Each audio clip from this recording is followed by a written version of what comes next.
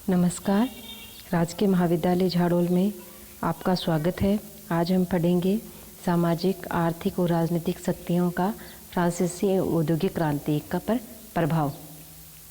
जैसे हम जानते हैं कि समाजशास्त्र के प्रतिपादक अगस्त काम्टे का जन्म फ्रांस में 1798 में हुआ था। वह फ्रांसीसी क्रांति 1789 में हुई थी। काम्टे की शिक्षा दीक्षा का ये एक ऐसा समय था जब फ्रांस में क्रांति के विनाशकारी सामाजिक, आर्थिक और राजनीतिक प्रभाव अपनी पराकाष्ठा पर थे। काम्टे ने फ्रांसीसी क्रांति के परिणामों को देखा था। काम्टे फ्रांसीसी के पश्चात के विनाशकारी परिणामों के कारण बेचैन रहते थे। फ्रांसीसी जनता की गरीबी से बेचैन रहते थे। ये निरंतर प्रयास कर रहे थे कि समाज की अव्यवस्था को कैसे समाप्त किया जाए और अव्यवस्था के स्थान पर कैसे पुनः व्यवस्था को स्थापित किया जाए। काम्टे की इसी परेशानी और बेचैनी ने 1838 ईस्वी में समाजशास्त्र की स्थापना की। इसी प्रकार सन 1760 के आसपास ब्रिटेन में औद्योगिक क्रांति हुई थी। इस क्रांति के प्रभाव के फलस्वरूप इंग्लैंड और यूरोपीय देशों तथा बाद में अन्य महाद्वीपों में भी सामाजिक और आर्थिक जीवन में परिवर्तन हुए। शहरों का विकास हुआ, परंपरावादी कृषक समाज में परिवर्तन आए, औद्योगिक समाज और नगरीय समाजों में अनेक परिवर्तन प्रारंभ हुए। इन परिवर्तनों का प्रभाव परंपरावादी और परिवर्तनवादी विचारों पर पड़ा, जिसका अध्ययन भी समाजशास्त्र की उत्पत्ति और विकास के संदर्भ में हम करेंगे। इसी प्रकार काम्टे की भांति कुछ और अन्य भी सामाजिक विचारक थे जिनका फ्रांसीसी और औद्योगिक क्रांति के विनाशकारी परिणामों से प्रभावित हुए थे और समाजशास्त्र में अन्य चिंतन के क्षेत्र में अनेक प्रगतिशील विचार विकसित हुए। इसलिए ये आवश्यक हो जाता है कि हम फ्रांसीसी और औद्योगिक क्रांतियों का क्रमबद्ध और व्यवस्थित अध्ययन करें। उन परिस्थितियों एवं सामाजिक, आर्थिक और राजनीतिक शक्तियों का अध्ययन किया जाए जो कि क्रांति के समय उत्पन्न हुई थी और उनका बौद्धिक जगत, विशेष रूप से हम समाजशास्त्र की उत्पत्ति और विकास पर प्रभाव पड़ा। इन्हीं उद्देश्यों को ध्यान में रखते हुए आज हम पढ़ेंगे फ्रांसीसी क्रांति। अब फ्रांसीसी क्रांति 1789 में हुई थी। ये क्रांति स्वतंत्रता, समानता और भ्रातृत्व की प्राप्ति के लिए हुई थी। इस क्रांति ने फ्रांस तथा अन्य देशों में अनेक सामाजिक, आर्थिक और राजनीतिक प्रभाव डाले, जिस कारण से अनेक ये क्रांति घटित हुई थी। उसके परिणाम स्वरूप फ्रांस में सामंतवादी युग का समाप्त हो गया और इस क्रांति का फ्रांसीसी समाज व्यवस्था को नवीन स्वरूप प्रदान करने के साथ साथ यूरोप को अन्य देशों पर भी इसका उल्लेखनीय प्रभाव पड़ा।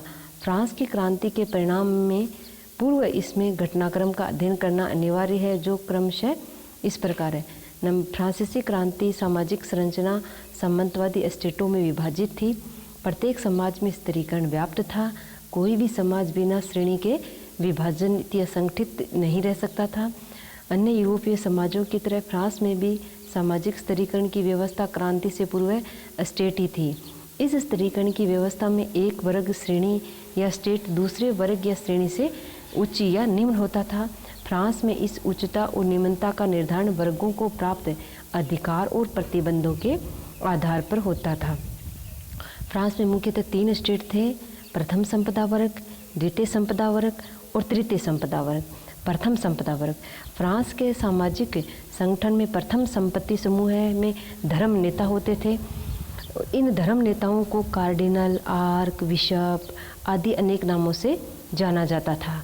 फ्रांसीसी क्रांति से पूर्व ये पतित हो गए थे और इन लोगों ने धर्म के कार्यों में रुचि लेना छोड़ दिया था और ये अपना विलासितापूर्ण, भोगविलासपूर्ण जीवन व्यतीत करने लगे थे।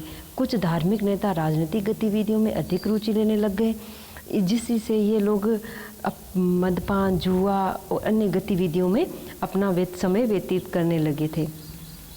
उच्च स्तरीय धार्मिक नेताओं ने अपने कर्तव्यों का पालन करना छोड़ दिया था। उनके स्थान पर निम्न पादरियों ने धार्मिक कार्यों को करने स्टार्ट कर दिया था और इन निम्न धार्मिक पादरियों की सामाजिक, आर्थिक स्थिति खराब थी और ये लोग गरीबी से त्रस्त थे। फिर आता द्वितीय संपदा वर्ग। फ्रांसीसी सामाजिक संगठन में दूसरी श्रेणी द्वितीय संपदा वर्ग होती थी। इस वर्ग में अभिजात या नोबेल वर्ग होते थे जो 2 श्रेणियों में बंटे होते थे। ये अभिजात श्रेणी में सदस्य इनके वस्त्र और शस्त्र के आधार पर इनकी पहचान की जाती थी। प्रथम वर्ग के नोबेलों की पहचान शस्त्रों से होती थी और द्वितीय श्रेणी के नोबेल की पहचान उनके वस्त्रों से होती थी। ये प्रथम श्रेणी के नोबेल फ्रांस के बड़े बड़े भूस्वामी होते थे और आदर्श रूप में इनका कर्तव्य किसानों और जनता की रक्षा का कार्य था। लेकिन क्रांति से पूर्व इन लोगों ने अपने कर्तव्यों को भुला दिया था।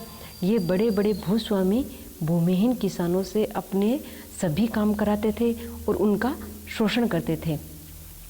जहाँ पहले ये शस्त्रों से पहचाने जाते थे, अब इनकी पहचान फिजूल खर्ची और शान शौकतपूर्ण जीवन यापन के रूप में हो गई थी। इसी प्रकार दूसरे जो अभिजात वर्ग थे उनकी पहचान वस्त्रों से होती थी। ये इनकी परिस्थिति प्रदत्त नहीं थी, बल्कि इन्होंने अपने जन्म के बाद अपने प्रयासों से इस पद को प्राप्त किया था। ये न्यायाधीश होते थे, ये आम लोग होते थे और नोबेल का पद इन्होंने अपने प्रयत्नों से प्राप्त किया। इसलिए आम लोगों के प्रति कुछ दयावान एवं उदार प्रकृति के होते थे। इस प्रकार तृतीय संपदा वर्ग, फ्रांस के समाज के इस तृतीय संपदा वर्ग को में उपयुक्त दो संपदा वर्ग के लोग थे। इस संपदा वर्ग में एक सामान्य जन, किसान, व्यापारी, कारीगर व अन्य लोग होते थे। तीसरे संपदा वर्ग के किसान लोगों की सबसे स्थिति खराब थी। ये अपनी आवश्यकताओं की पूर्ति कर पाने में सक्षम नहीं थे। ये समाज के अन्य लोगों के लिए खेती करते थे, दिन रात परिश्रम करते थे और उन पर भारी मात्रा में कर लगा हुआ था। राजा प्रथम संपदा दो वर्गों में धर्म और नेताओं को प्रसन्न रखने के लिए तीसरे वर्ग में मुख्यतः किसानों और कारीगरों पर घोर शोषण करते थे। तीसरे संपदा वर्ग में वर्ग विभाजन था। इस तीसरे संपदा वर्ग के मध्यम वर्गीय बुजुर्ग कहलाते थे। ये व्यापारी और वकील, इनकी स्थिति किसानों से अच्छी थी। ये प्रथम संपदा वर्ग के धर्म नेता और द्वितीय संपदा वर्ग के नोबल राजा भी चापलूसी और जी हजूरी करते थे। फ्रांस की अर्थव्यवस्था 1720 से लेकर के क्रांति से पूर्व 1789 तक अत्यंत खराब थी। शासन घाटे में चल रहा था। उसमें वस्तुओं के मूल्य में तेजी से गिरावट आई। इस तेजी का भाग मध्यम वर्ग फ्रांसीसी यूरोप व्यापारियों को खूब मिला।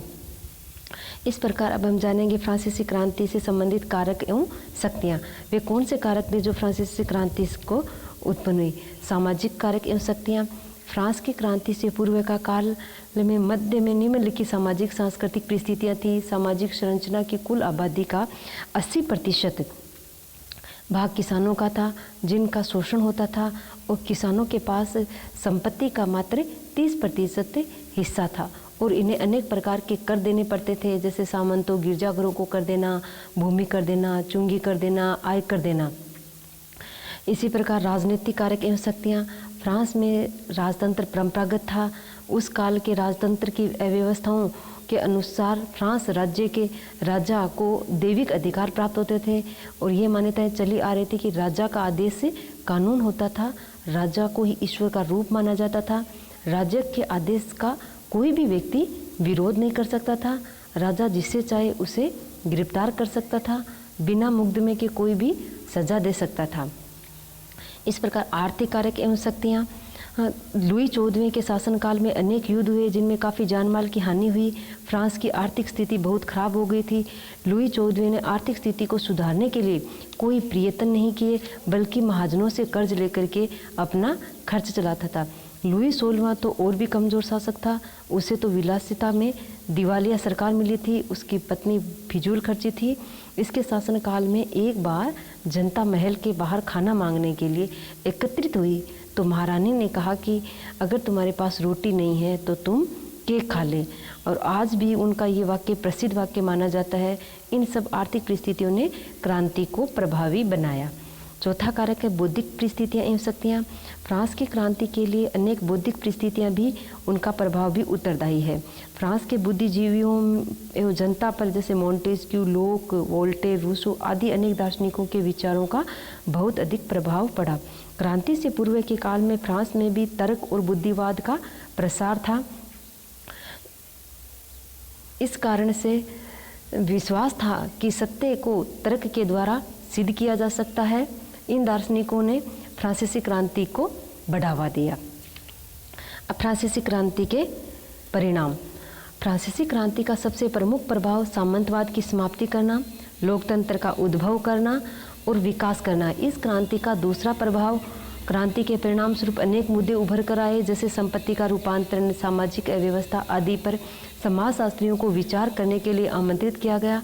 काम्टे पर फ्रांस की इस क्रांति के घटनाक्रम एवं परिणामों का ऐसा प्रभाव पड़ा कि उन्होंने सामाजिक व्यवस्था को सुधारने के लिए एक विज्ञान समाजशास्त्र की स्थापना की।